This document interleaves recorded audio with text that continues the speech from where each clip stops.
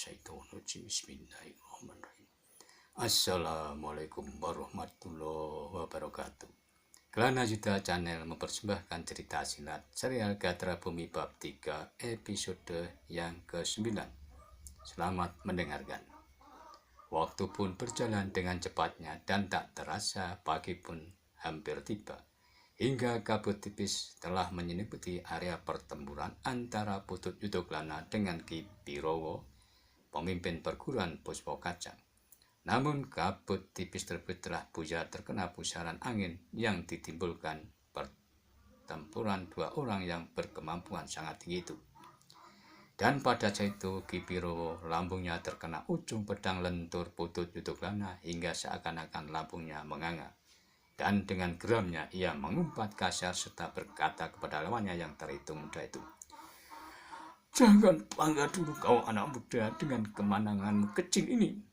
Lalu dilanjutkan dengan ucap, "Siapa yang tertawa terakhir di pertempuran ini, ialah yang menang.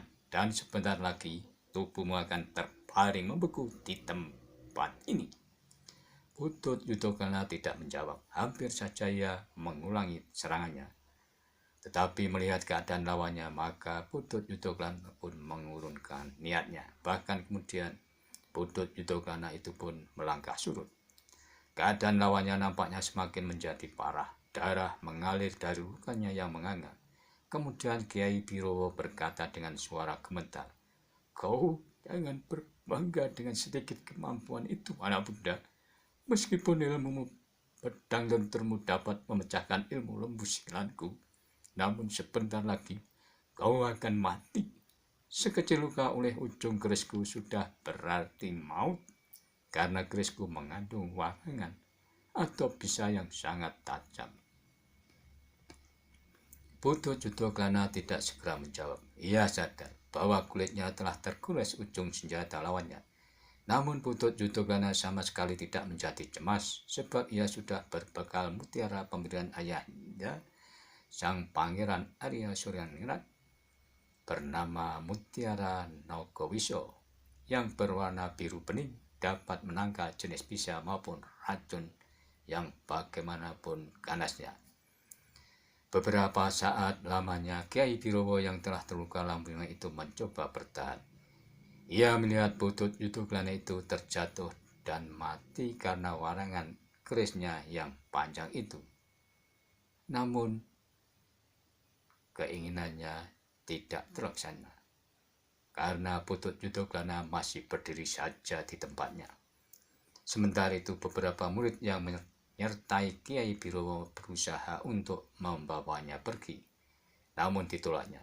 Katanya kemudian, "Aku akan pergi setelah anak itu mati. Aku ingin melihat bagaimana ia akan jatuh dan menggeliat kesakitan sehingga akhirnya jadi kaku." Putut Yudoklana termangu-mangu sejenak dan kemudian katanya, "Kiai, Yang Maha Pencipta masih melindungi nyawaku. Warangan atau bisa yang ada di kerismu tidak dapat membunuhku. Jangan membunuh, kau akan mati sebentar lagi." Namun Putut Yudoklana hanya tersenyum dengan ucapan Kiai Birowo, dan ia pun berkata lagi, "Tetapi nyatanya aku tetap bisa berdiri dan tersenyum serta aku masih tetap hidup, Kiai." Kiai Birowo itu menggeram. Tubuhnya sendiri semakin lama menjadi semakin lemas. Di saat pemimpin perguruan Puspa Kajang itu tidak lagi mampu bertahan lebih lama, maka ia pun bersandar pada salah satu muridnya yang memapahnya. Dengan tersendat-sendat orang tua itu bertanya, "Kenapa engkau tidak mati juga, hai anak muda?"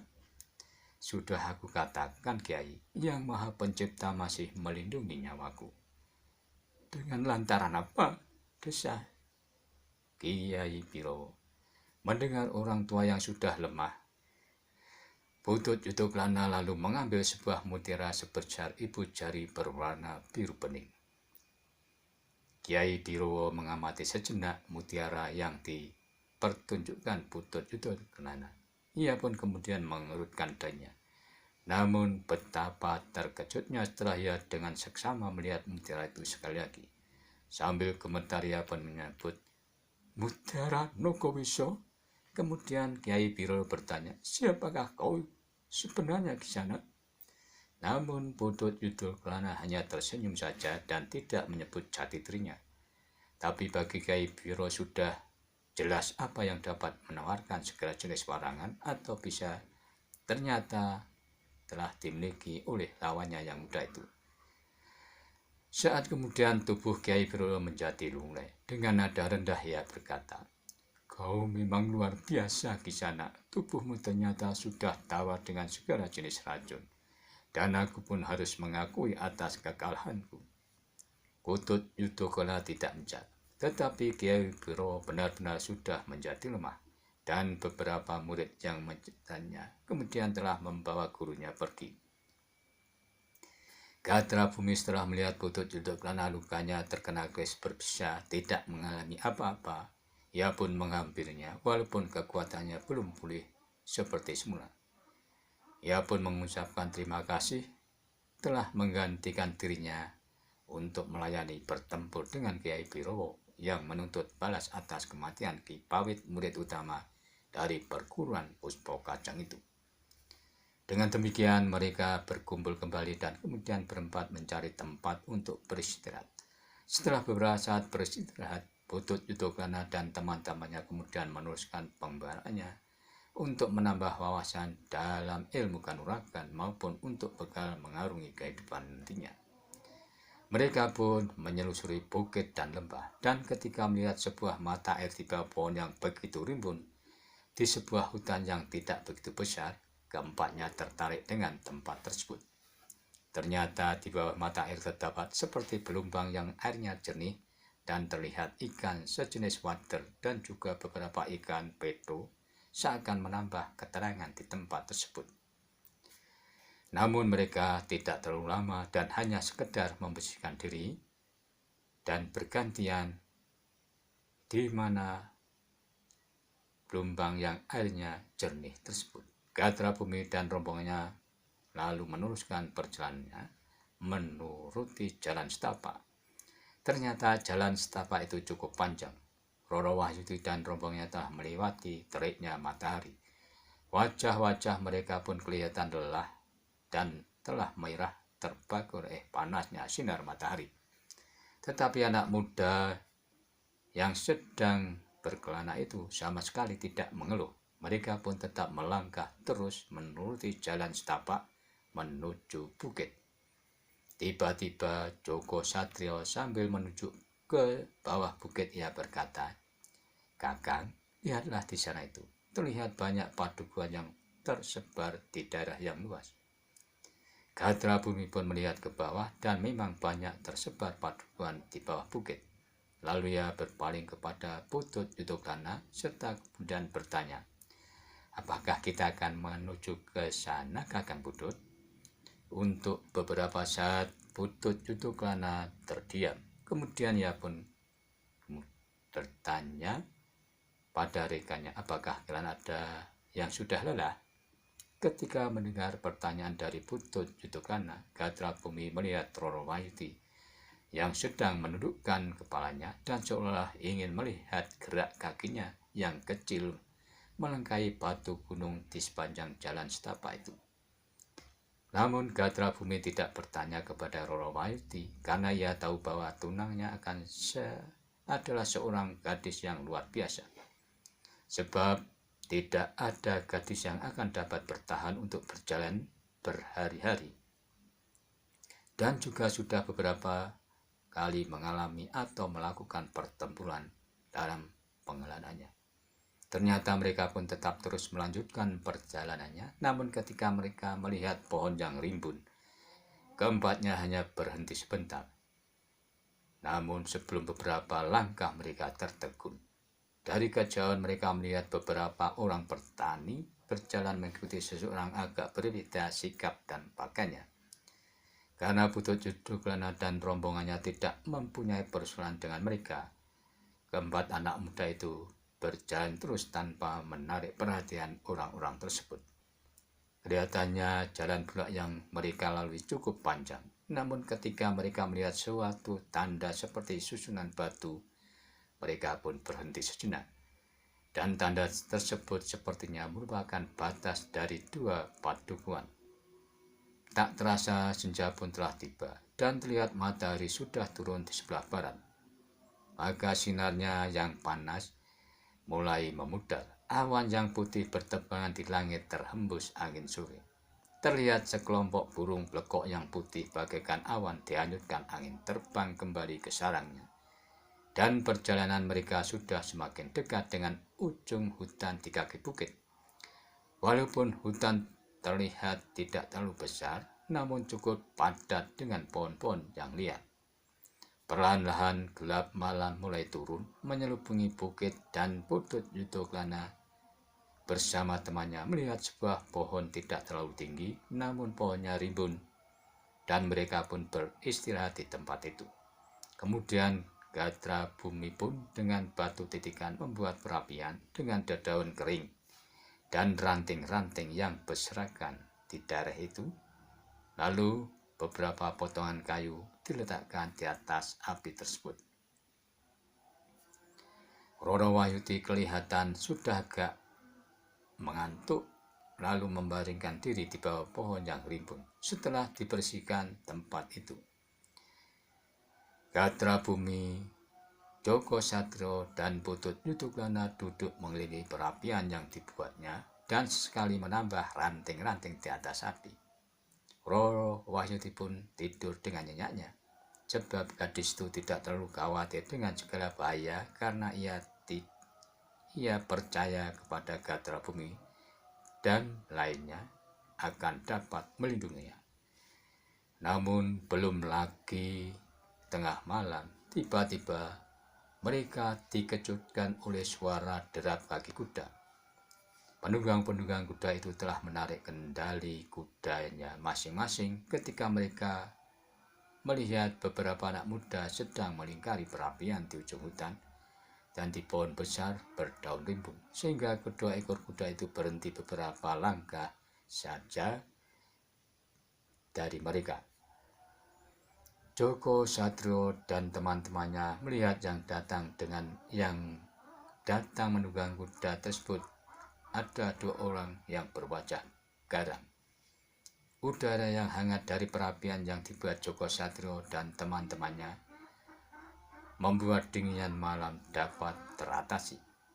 Pada waktu kedua penunggang kuda yang berwajah sangat garang itu sudah di hadapan mereka, salah satu mereka agak membentak, "Hei, kalian anak muda, apa benar dari padukan di depan itu?"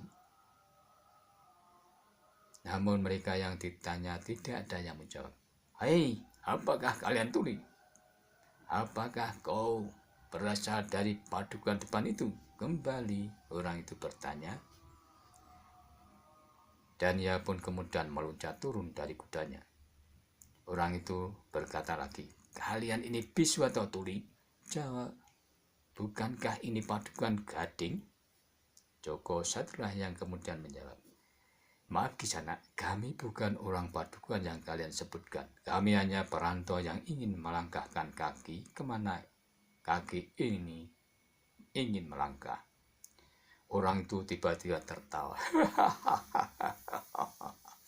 Sambil mengangguk-angguk, ia kemudian berkata, "Engkau ternyata anak pemberani. Kemarilah."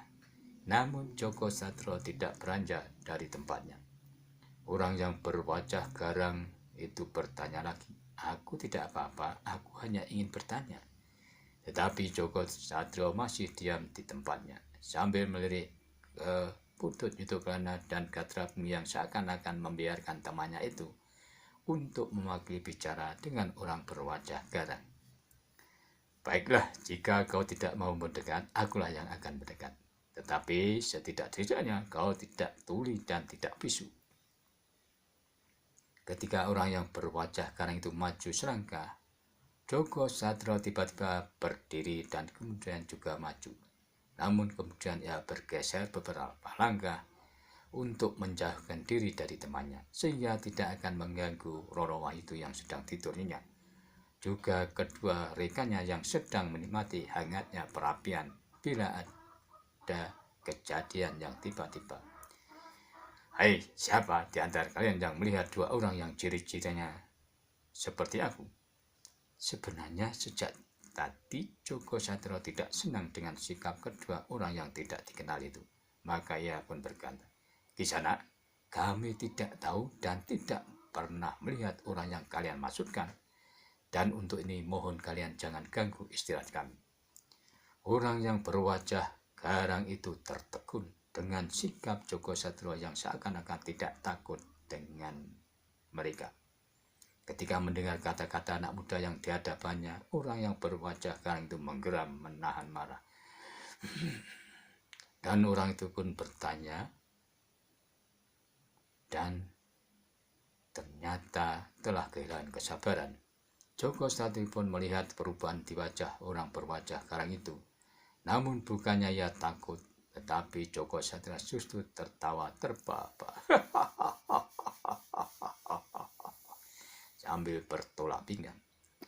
Melihat sikap anak muda yang tertawa itu, sesaat mereka bagaikan terpukul sehingga keduanya justru seakan-akan membeku di dinginnya malam. Sikap Joko Satrio itu benar-benar di luar dugaan mereka. Dikiranya anak muda itu takut dengan wajah mereka yang garang. Yang terdengar dari orang yang berwajah garang adalah geram yang melontarkan kemarahan. Sejenak keduanya memandang Joko Satrio dengan tanpa berkedip. Mereka telah menyadari bahwa yang berdiri di hadapannya itu tentu bukan anak muda yang sembarangan. Dan kemudian dengan garangnya salah seorang dari keduanya membentak, "Jangan mengginggo kau anak muda, aku bisa membunuhmu." Namun anak muda yang dibentak sudah siap bila terjadi sesuatu.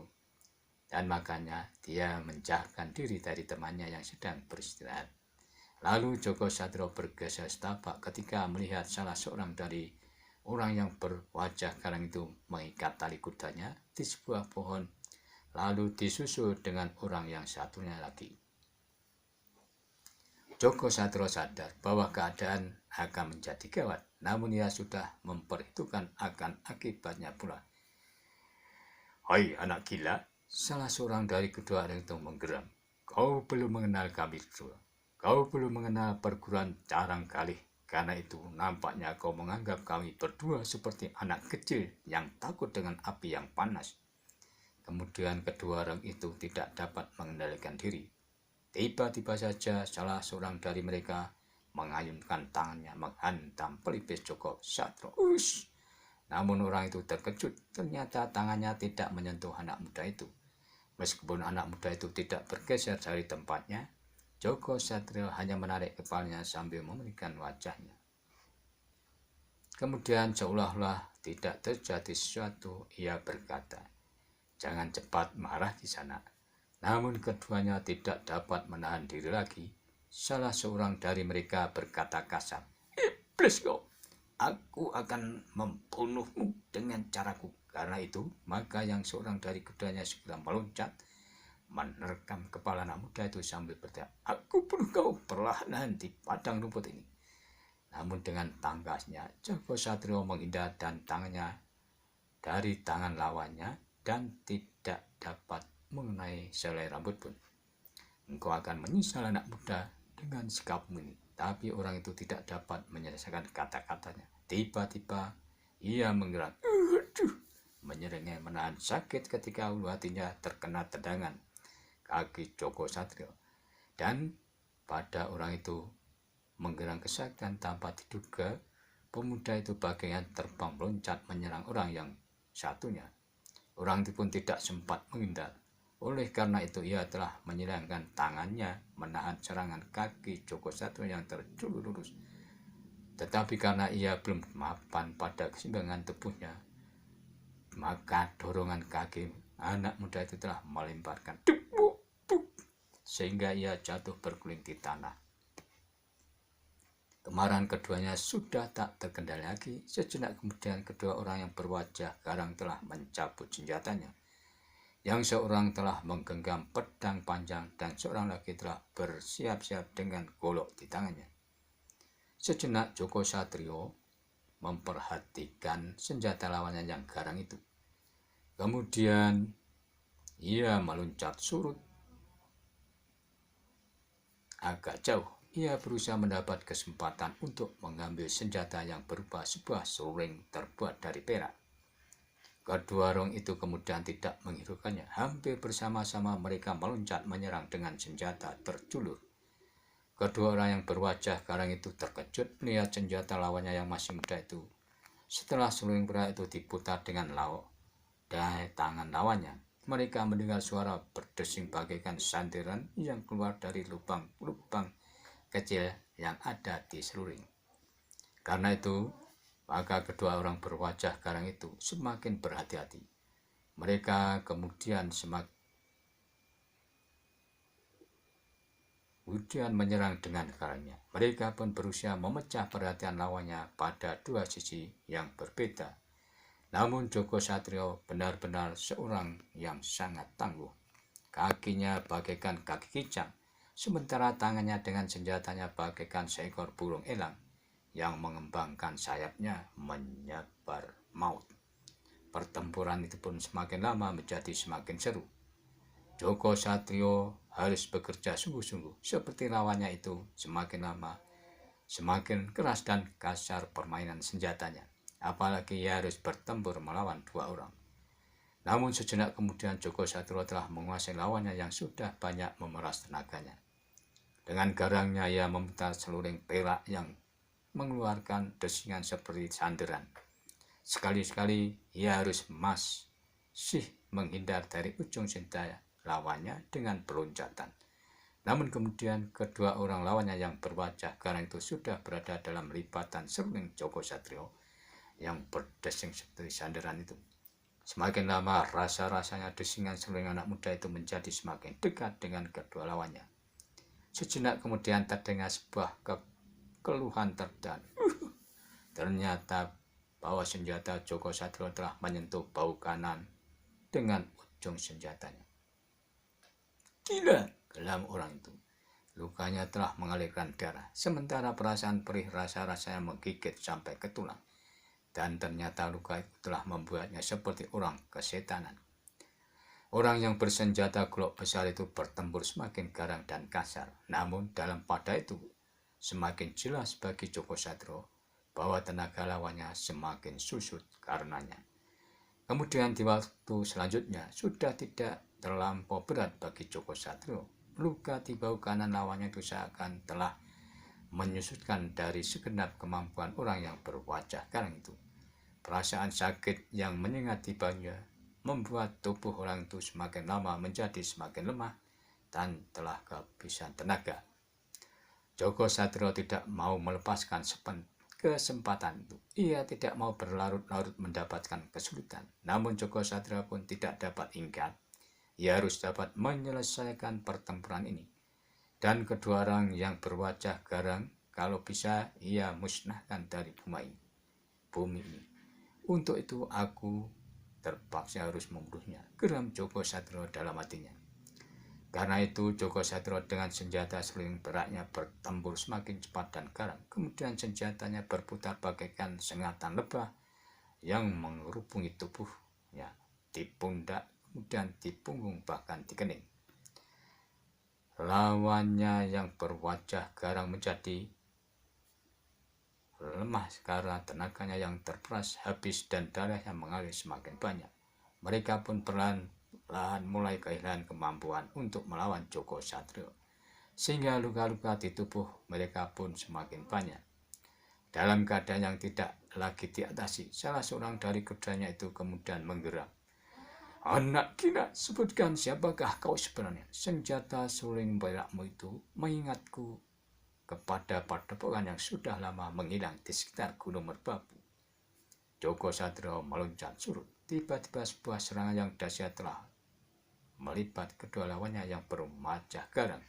Betapapun keduanya berusaha menghindar, namun seruling anak muda itu telah menghantam dadanya. Diteruskan sebagian punggungnya, sehingga napas mereka bagaikan terputus karenanya. Keduanya telah terhuyung hampir bersamaan. Senjata mereka pun perlahan-lahan terlepas pula, sebab tangan mereka sudah tidak dapat lagi untuk menggenggam senjata. Bisa nak berdua, aku tidak mempunyai pilihan lain, berkata Joko Satrio dengan berdiri tegak dengan senjata di tangannya. Omong kosong, geram salah seorang dari lawannya yang berwajah tersebut.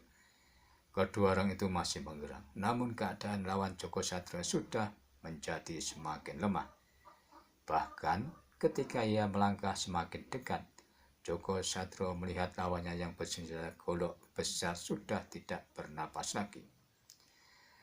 Kemudian ketika lawannya yang hidup tapi masih bisa berdiri walaupun agak lemah, Joko Satrio mengubah keputusannya untuk tidak membunuhnya, dan ia bahkan menyuruh untuk meninggalkan tempat serta menyuruh membawa temannya yang sudah tidak bernyawa lagi itu. Dengan diletakkan di atas punggung kuda, mereka pun meninggalkan tempat tersebut. Lalu Joko Satrio merapikan pakaian yang masih lusuh dan berkumpul kembali ke tempat teman-temannya di lingkaran perapian. Joko Satrio hanya melirik kedua temannya, namun Gatra Bumi maupun Putut Yudoklana hanya tersenyum dan mengangguk-anggukkan kepalanya. Demikianlah episode 9 Serial Gatra Bumi bab 3, dan nantikanlah episode selanjutnya. Terima kasih, sampai jumpa.